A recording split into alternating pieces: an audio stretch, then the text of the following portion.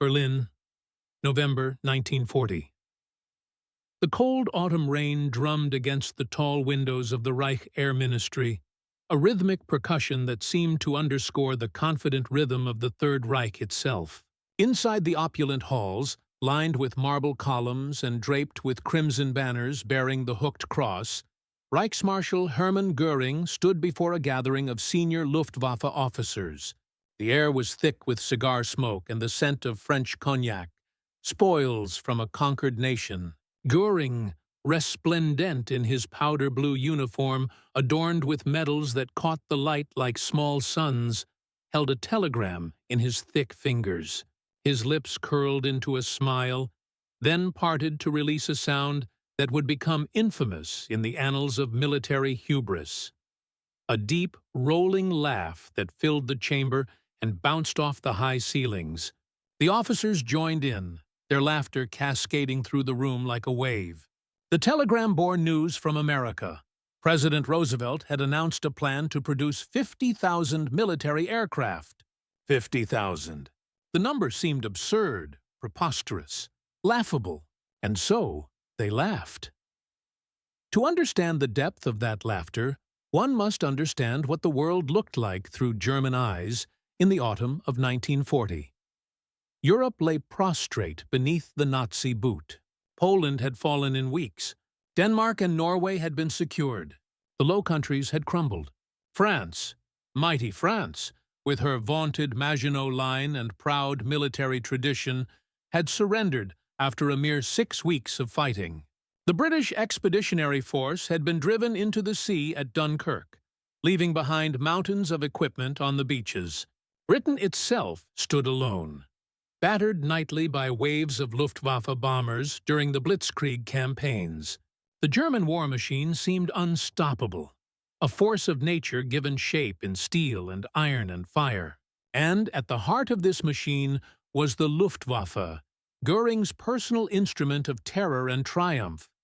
Göring himself was no mere political appointee playing at military command. He was a decorated fighter ace from the First World War, a holder of the Pour le Mérite, Germany's highest military honor. He had flown with the legendary Manfred von Richthofen, the Red Baron himself, and had commanded the famous Jagdgeschwader I in the war's final year. He understood aviation in his bones, in his blood. He had watched the Luftwaffe grow from a secret, forbidden entity banned by the Treaty of Versailles into the most formidable air force the world had ever seen. By 1940, the Luftwaffe possessed approximately 4,000 frontline aircraft, piloted by men blooded in Spain, Poland, and France. These were not paper airplanes or parade ground decorations. These were combat-proven machines and combat-hardened men. The Messerschmitt Bf 109 was considered by many to be the finest fighter aircraft in the world. The Junkers Ju-87 Stuka dive bomber had become synonymous with terror, its screaming siren the soundtrack to conquest. The Heinkel and Dornier bombers had reduced cities to rubble. And against this backdrop of victory and technological supremacy, America, distant, isolationist America, announced it would build 50,000 planes. America, which had entered the Great War late, and whose military was ranked somewhere below Portugal's in global power assessments. America, whose army in 1940 numbered fewer than 200,000 men, smaller than Romania's. America, whose pilots trained in obsolete biplanes and whose industrial capacity was geared toward automobiles and refrigerators, not bombers and fighters. The very notion that this nation of shopkeepers and farmers and movie makers could challenge German industrial might seemed like fantasy, like propaganda designed to shore up failing British morale. But there was something Göring and his officers did not see, could not see, through the smoke of their cigars and the haze of their victories. They did not see the infrastructure. They did not see the assembly lines.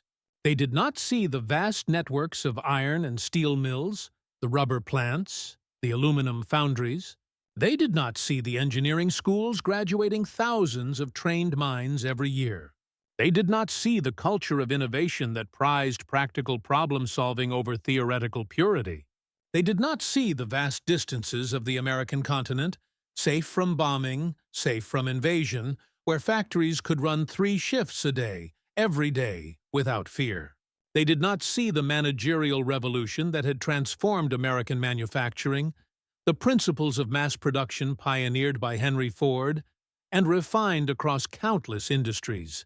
Most critically, they did not see the Americans themselves, practical, inventive, hard-working people who, once roused, possessed a terrifying capacity for organized violence and industrial warfare.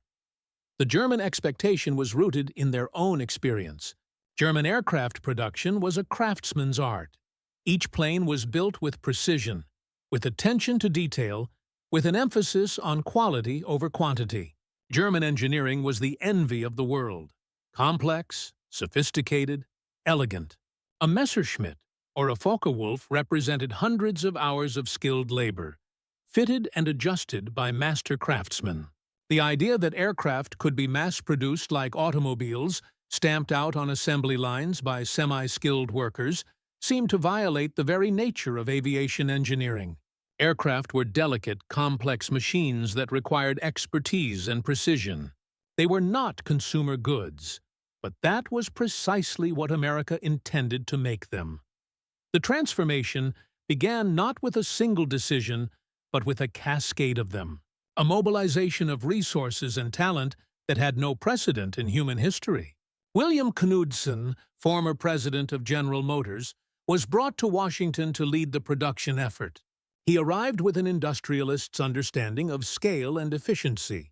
Automobile plants in Detroit, Michigan, began retooling their assembly lines. Factories that had produced Chevrolets and Fords started producing B-24 or P-4 Liberators and P-51 Mustangs. The Willow Run plant, built by Ford near Detroit, became a symbol of this transformation. When completed, it was the largest manufacturing facility in the world under a single roof, a building so vast that it created its own weather patterns inside, clouds forming near the ceiling on humid days. At peak production, Willow Run produced 1 B-24 bomber every 63 minutes. Every single hour, a complete 4-engine heavy bomber rolled off the assembly line. The scale was staggering. The B-24 Liberator itself was a machine of almost incomprehensible complexity. Over 1 million individual parts, 30,000 rivets, miles of wiring, 4 massive Pratt & Whitney engines, each capable of producing 1,200 horsepower. And yet, through the principles of mass production, through the breaking down of construction into simple, repeatable tasks, through the use of interchangeable parts and sub-assembly construction, through the training of workers who had never built anything more complex than a radio, America made these flying fortresses in numbers that seemed impossible. Across the nation, the story repeated itself with variations. In Seattle, Boeing expanded its facilities to produce the B-17 Flying Fortress. In Southern California, Douglas Aircraft, Lockheed, and North American Aviation transformed orange groves and empty fields into sprawling factory complexes. In Connecticut, Pratt & Whitney and Hamilton Standard produced the engines and propellers. In dozens of states, thousands of smaller companies produced components: landing gear, instruments, radios, guns, ammunition, oxygen systems, bomb sights. The supply chain became a vast web spanning the continent, coordinated with a precision that would have impressed any German general staff officer. But the scale was not merely quantitative, it was qualitative. American engineers, freed from doctrinal constraints and encouraged to innovate, produced designs that evolved rapidly in response to combat experience. The P-51 Mustang, perhaps the finest fighter aircraft of the war, went from initial design to first flight in 117 days. The B-29 Superfortress, the most advanced bomber of the war, incorporated technologies, pressurized cabins, remote-controlled gun turrets, sophisticated radar that pushed the boundaries of what was possible. American industry did not merely copy existing designs. It innovated, iterated, improved, and the numbers grew. Not just 50,000 aircraft, not just the 100,000 that would have seemed like madness to Göring and his officers.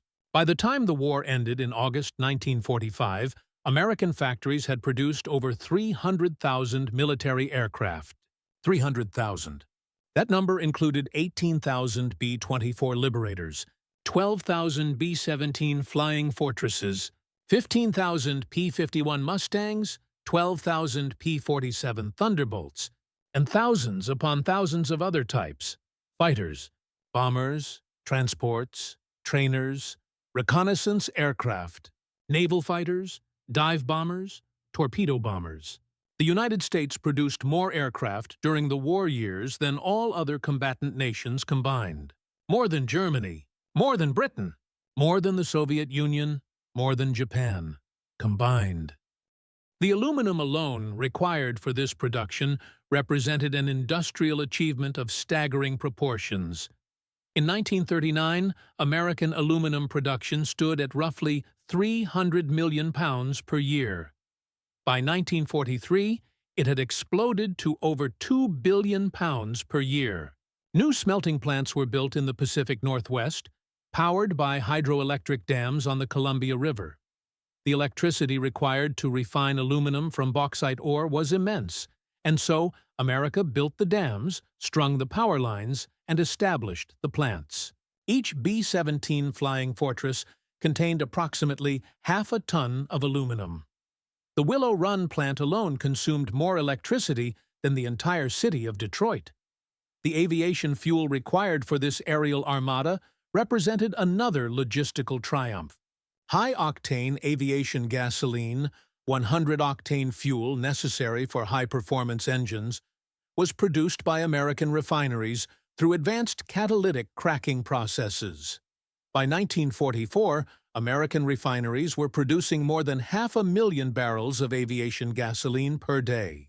The fuel was shipped across the Atlantic in convoys, stored in Britain, and pumped into the tanks of bombers and fighters that would carry the war to the heart of the Reich. The pilots who flew these aircraft came from every corner of America.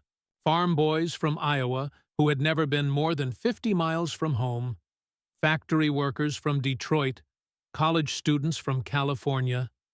They trained at bases scattered across the southern states, learning to fly in clear skies above Texas and Arizona.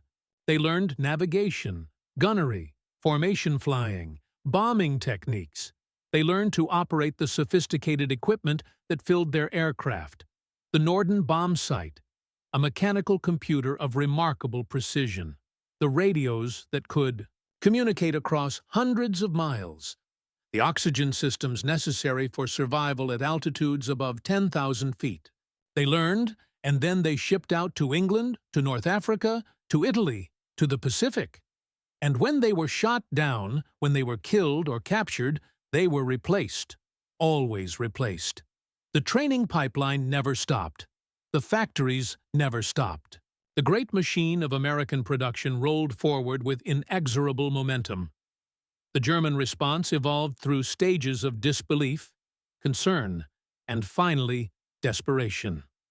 The first American heavy bombers arrived in England in the summer of 1942, B-17s painted in olive drab, their crews eager but untested. The initial raids were small, tentative. The Luftwaffe opposed them with confidence, but the raids grew larger and larger. By 1943, the Americans were launching raids of 300 bombers. By 1944, 1,000 bombers in a single raid was not uncommon.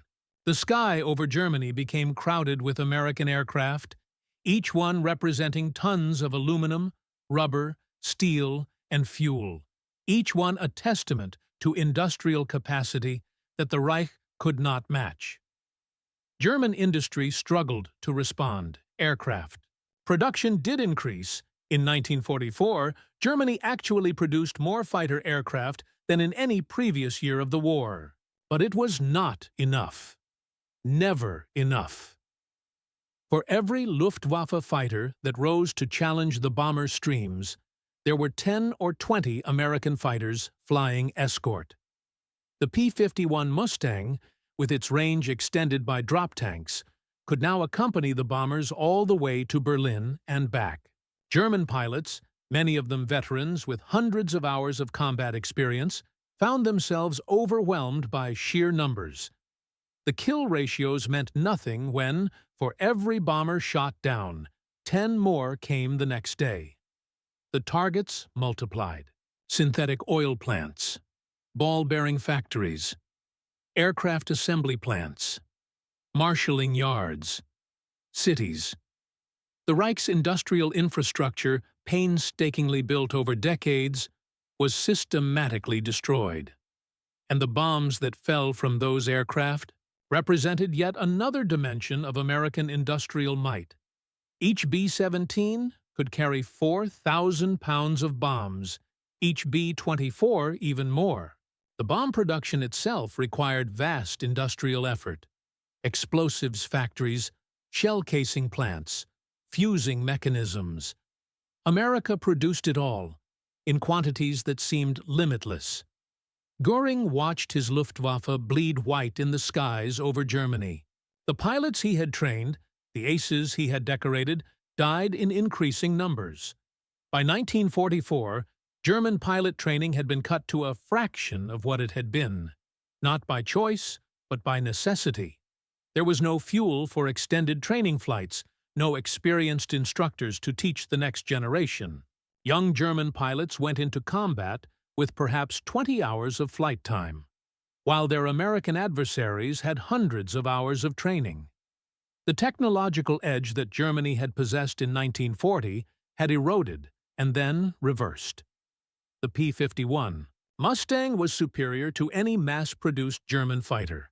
The B-29 Superfortress, deployed in the Pacific, was a generation ahead of anything Germany or Japan could produce. The irony compounded itself in layers. Germany, which had prided itself on technological sophistication and industrial excellence, found itself outproduced by a nation it had dismissed as culturally inferior. The United States, which German propaganda portrayed as weak, decadent, mongrelized, revealed itself capable of organizational and industrial feats that exceeded anything the supposedly superior Aryan race could accomplish. The democracy that Nazi ideology claimed was weak and divided proved capable of mobilizing its resources with efficiency that totalitarian Germany could not match. In the Pacific theater, the story repeated itself with variations. Japan, which had shocked the world with its attack on Pearl Harbor and its string of victories in the war's first year, found itself facing the same inexhaustible American production capacity. Japanese aircraft carriers, the finest in the world in 1941, were sunk one by one and not replaced. American carriers, lost at Coral Sea and Midway, were replaced by dozens of new Essex-class carriers rolling out of American shipyards. Japanese pilots, superbly trained and experienced in the war's early years, were killed and not replaced. American pilots, killed in their thousands, were replaced by new pilots emerging from the training pipeline in endless succession. By 1945, the Japanese home islands faced the same aerial onslaught that Germany had endured. B-29 Superfortresses, flying from bases in the Mariana Islands, struck Japanese cities with incendiary bombs that created firestorms consuming entire urban districts. The firebombing of Tokyo on the night of March 9–10, 1945, killed more people than either of the atomic bombs that would follow in August. And the B-29s kept coming, night after night, because there seemed to be an infinite supply of them, an infinite supply of bombs, an infinite supply of fuel, an infinite supply of crews. The atomic bombs themselves, Little Boy and Fat Man, represented the ultimate expression of American industrial and scientific capacity. The Manhattan Project had required the construction of entire cities: Oak Ridge, Tennessee, Hanford, Washington, Los Alamos, New Mexico, dedicated to the production of fissionable material and the design of the weapons. It had required the talent of thousands of scientists and engineers, many of them European refugees fleeing Nazi persecution. It had required industrial facilities of unprecedented scale and sophistication, the gaseous diffusion plants at Oak Ridge covered acres and consumed more electricity than many American cities. And all of this had been accomplished in secret, in parallel with the conventional war effort, an achievement of compartmentalized organization that demonstrated yet again the capacity of American democracy to mobilize for total war. Göring survived the war. He was captured by American troops in May 1945, still corpulent, still bemedaled, but stripped of his power and his swagger. At the Nuremberg trials, he sat in the dock with the other surviving leaders of the Reich, on trial for crimes against humanity.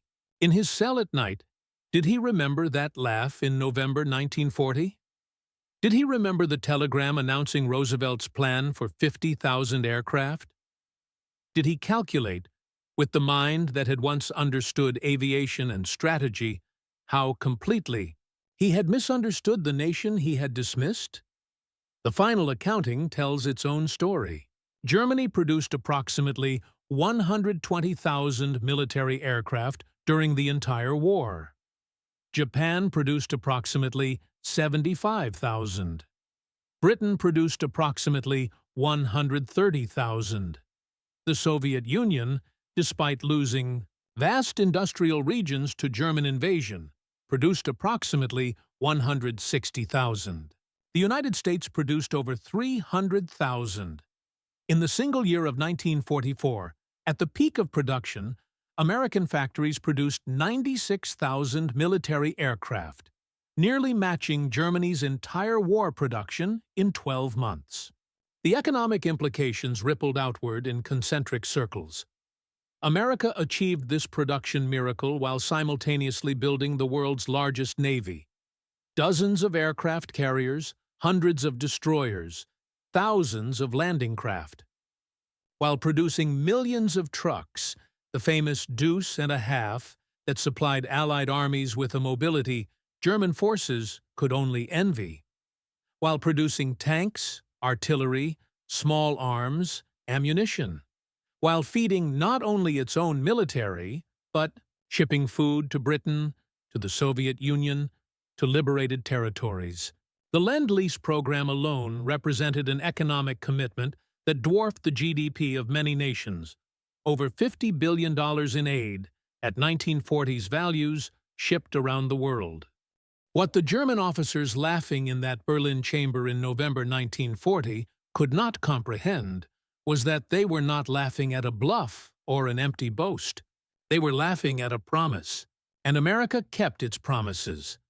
The symbolism embedded itself in the aluminum skin of those aircraft. Each bomber, each fighter, represented not just industrial capacity, but ideology made manifest.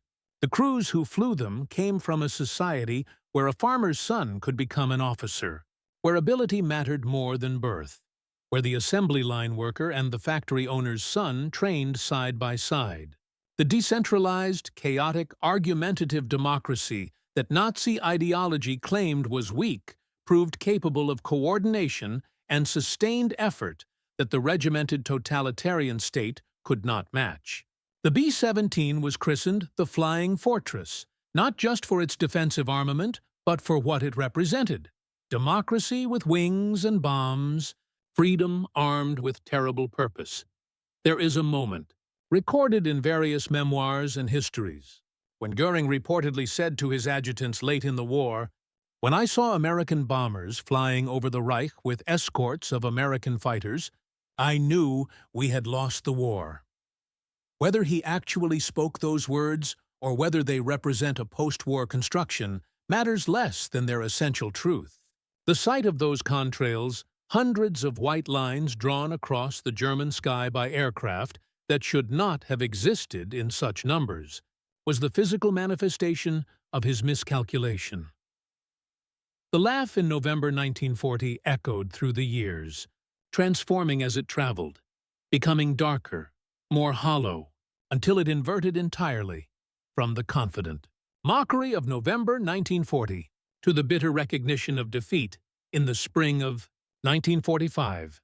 Between those two moments lay the transformation of American potential into American power, the awakening of a sleeping giant that, once roused, proved unstoppable not through superior courage or better soldiers, though American forces fought with distinction, but through the sheer, overwhelming, relentless application of industrial capacity to the problem of war. In the end, the story of those aircraft, 50,000 promised, 300,000 delivered, is not merely a story of production statistics and manufacturing triumphs. It is a story about the gap between perception and reality, about the danger of mistaking current appearance for future potential, about the lethal consequences of underestimating an adversary. It is a story about the particular genius of American democracy, chaotic and inefficient in peace, capable of transformation into a machine of terrifying efficiency in war. It is a story about what happens when an entire nation dedicates itself to a single purpose, when the assembly line worker and the engineer and the pilot and the general all pull in the same direction. Göring's laugh in November 1940 was the sound of a man who understood the world as it was and could not imagine the world as it would become. He saw America through the lens of 1940, isolationist, unprepared, militarily weak. He could not see America in 1944, armed, angry, and possessed of industrial might that made his own nation's production look like a cottage industry. The telegram he held announcing 50,000 aircraft was not a final goal, but an opening bid, a down payment on the aerial armada that would darken the skies over Europe and Asia. And so the laugh faded, drowned out by the thunder of 300,000 engines, buried beneath the rubble of German cities, silenced finally in a cell at Nuremberg, where the architects of the thousand-year Reich faced the reckoning for their crimes and their miscalculations. The telegram that had provoked such mirth in November 1940 had been a promise. And in keeping that promise, America had not merely won a war. It had demonstrated a fundamental truth about the relationship between freedom and power, between industrial capacity and military might, between the potential of democratic society and the brittle limitations of totalitarian control.